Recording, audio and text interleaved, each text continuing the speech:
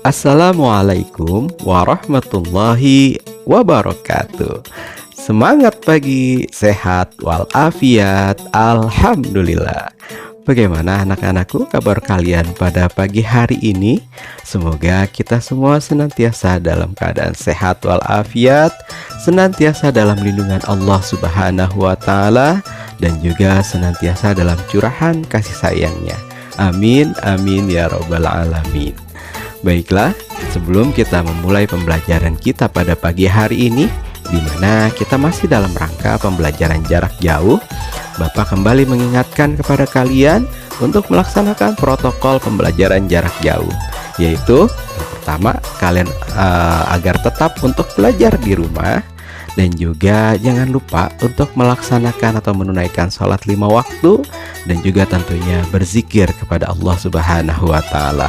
Dan jangan lupa untuk senantiasa membantu orang tua, dan juga jika kalian ingin keluar rumah, jangan lupa untuk menggunakan masker dan juga cuci tangan sebelum dan setelah beraktivitas. Baiklah, sebelum kita memulai pembelajaran kita pada pagi hari ini, mari kita berdoa, kita bermunajat kepada Allah Subhanahu wa taala dengan membaca surat Al-Fatihah.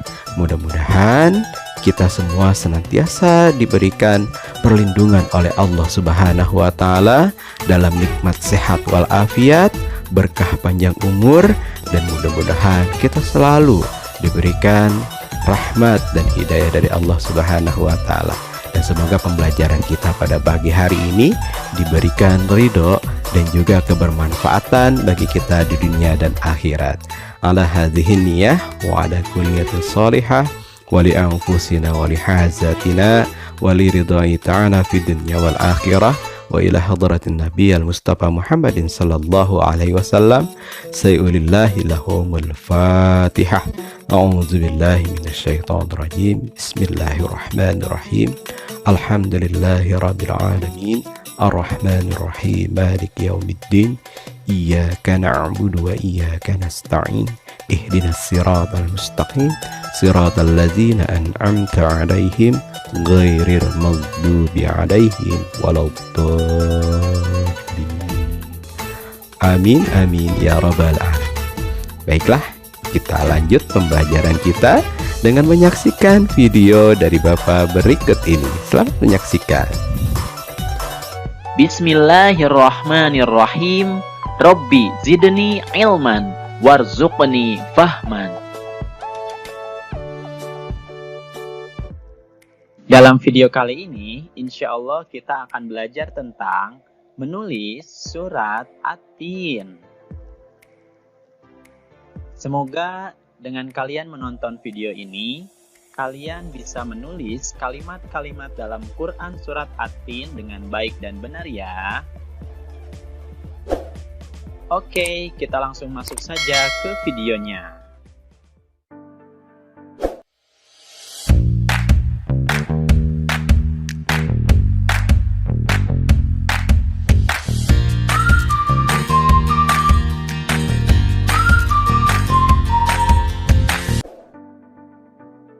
Nah, di ayat yang pertama, kita akan menulis surat At-Tin dengan 2 garis pembantu ini ya, yang biasanya ada di dalam buku kalian.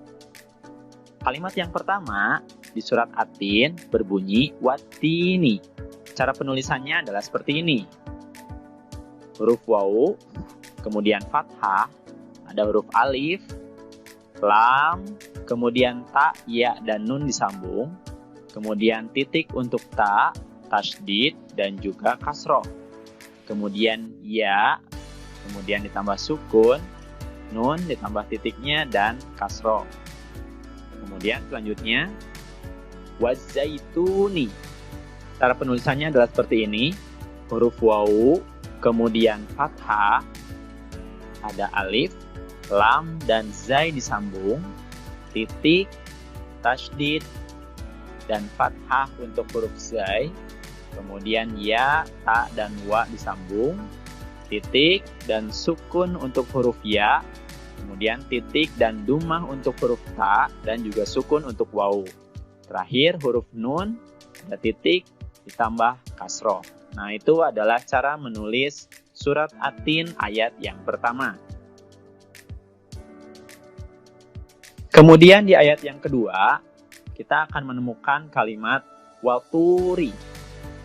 Cara penulisannya adalah seperti ini. Huruf waw, kemudian fathah, huruf to dan wa disambung, ditambah dengan dhamma dan sukun untuk wawunya, kemudian ro dan kasroh. Kemudian yang selanjutnya, sinina.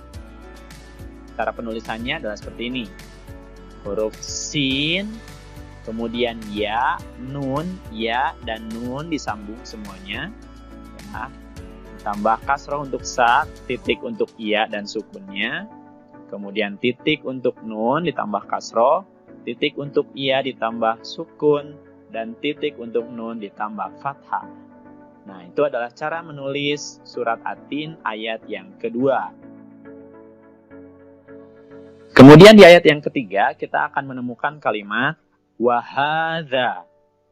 Cara penulisannya, huruf wawu, fathah, kemudian ha, dan huruf za disambung, fathah dan fathah panjang, kemudian titik dan fathah untuk huruf za-nya ditambah dengan alif. Kemudian selanjutnya, al-baladi. Cara penulisannya adalah seperti ini. Alif, kemudian lam, ba, lam dengan dal disambung, ya, ada sukun, kemudian titik dan fathah untuk huruf ba, ada fathah dan juga kasroh untuk dalnya. Kemudian selanjutnya al-amini. Cara penulisannya adalah seperti ini. Alif, kemudian lam alif disambung, ada sukun, ada hamzah, dan juga fathah. Kemudian mim, ya, dan nun disambung, kasroh, titik untuk ya ditambah sukunnya, kemudian titik untuk nun ditambah kasrohnya. Nah, itu adalah cara menulis surat At-Tin ayat yang ketiga. Kemudian yang selanjutnya, ini adalah ayat yang keempat. Di kalimat yang pertama, kita akan menemukan laqad. Cara penulisannya adalah seperti ini. Huruf lam, kemudian qaf dan dal disambung, fathah, titik 2 untuk qaf, fathah, dan sukun untuk huruf dal. Kemudian yang selanjutnya, khalaqna. Cara penulisannya adalah seperti ini. Huruf kho, la, kemudian qaf, nun, dan alif disambung, titik untuk kho, kemudian fathahnya, kemudian titik untuk qaf, sukunnya, titik untuk na, dan juga fathahnya. Kemudian yang selanjutnya, al-insana. Cara penulisannya adalah seperti ini. Huruf alif, kemudian lam alif disambung, sukun, hamzah, dan juga kasroh, kemudian nun, sin, dan alif disambung, ada titik, fathah, kemudian nun, titik, dan fathahnya. Kemudian yang selanjutnya, fi. Cara penulisannya adalah seperti ini. Huruf fa disambung dengan ya. Ada titik untuk fa dan juga kasrohnya. Kemudian yang selanjutnya, ahsani. Cara penulisannya, huruf alif, kemudian hamzah di atasnya, ada fathah, kemudian ha, sin, dan nun disambung, ada sukun, fathah, dan kasroh untuk huruf nun.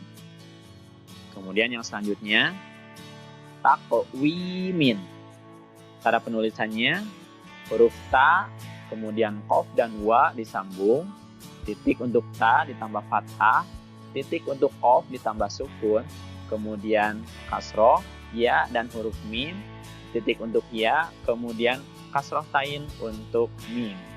Itu adalah cara penulisan surat At-Tin ayat yang keempat. Kemudian yang selanjutnya, surat At-Tin ayat yang kelima, kita akan menemukan kalimat tsumma. Cara penulisannya, huruf ta dan mim disambung, titik 3 untuk ta, kemudian dhamma, kemudian tasydid dan fathah untuk huruf mim. Selanjutnya, rodadnahu. Cara penulisannya, huruf ro, ditambah fathah, kemudian dal, fathah juga, kemudian dal lagi, ditambah sukun, kemudian huruf nun dan alif disambung, ada titik dan fathah untuk huruf nun, kemudian huruf H dan juga duma. Nah, kemudian yang selanjutnya, asfala. Cara penulisannya, huruf alif, ditambah hamzah, kemudian fathah di atasnya, kemudian sin, fa dengan lam disambung, kemudian sukun, titik untuk fa, fathah, fathah untuk fa dan huruf lam. Kemudian selanjutnya, safilina. Cara penulisannya, sin dan alif disambung, kemudian fathah, huruf fa, lam, kemudian ya dan nun disambung. Ada kasroh untuk fa, kemudian kasroh untuk lam, kemudian titik dua untuk ya, nun, dan fathah untuk huruf nun. Nah, itu adalah cara penulisan surat At-Tin ayat yang kelima. Kemudian yang selanjutnya, di ayat yang keenam, kita akan menemukan kalimat illa. Cara penulisannya, huruf alif, kemudian hamzah dan kasroh di bawah, kemudian ada lam alif disambung, tambah tasydid dan fathah di atasnya. Yang selanjutnya ada alladzina. Cara penulisannya huruf alif, kemudian lam dengan dal disambung, ada tasydid dan fathah untuk huruf lam, kemudian kasroh untuk huruf dal, kemudian ya dan nun disambung, ada titik dua untuk ya, kemudian fathah untuk huruf nun. Kemudian yang selanjutnya, amanu.